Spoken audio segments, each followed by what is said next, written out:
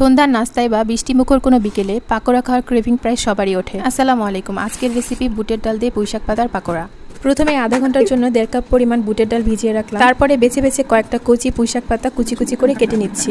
এই পুঁইশাক পাতার পাকোড়া কিন্তু মসুর ডাল দিয়েও অনেক মজার হয়। আজকে আমি আপনাদের বুটের ডাল দিয়ে করে দেখাবো। ভিজিয়ে রাখা বুটের ডাল পরিষ্কারভাবে ধুয়ে ব্লেন্ডারে ব্লেন্ড করে নিচ্ছি।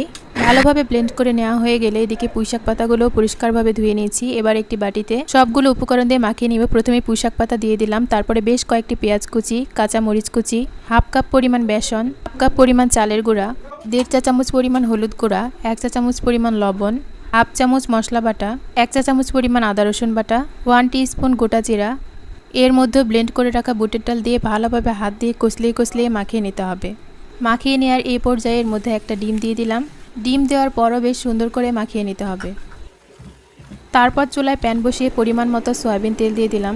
তেলগুলো কিন্তু ভালোভাবে গরম হয়ে যাওয়ার পরই দিতে হবে। তারপর হাত দিয়ে দিয়ে নিজের মতো গোল গোল শেপ এবং চ্যাপটা করে তেলের উপর দিয়ে দিলাম। এবার এপাশ ওপাশ উল্টিয়ে হালকা ব্রাউন কালার করে ভেজে নেব। আলুর পাকোড়া তো সবার কাছেই বেশ পরিচিত। স্বাস্থ্যকর ও দারুণ খেতে কোনো পাকোড়ার কথা আমাকে বলতে বললে আমি কিন্তু পুঁইশাক পাতার এই পাকোড়ার কথাই প্রথমেই বলবো। সবজি থাকার কারণে এই পাকোড়া কিন্তু অনেক স্বাস্থ্যকর। এই পাকোড়া কিন্তু ভাত দিয়েও খাওয়া যেতে পারে। যারা এখনও পুঁইশাক পাতার পাকোড়া খাননি তারা অবশ্যই বাসায় ট্রাই করবেন। বুটের ডাল দিয়ে পুঁইশাক পাতার পাকোড়া আপনাদের কাছে কেমন লাগলো অবশ্যই কমেন্টে জানাবেন। ধন্যবাদ।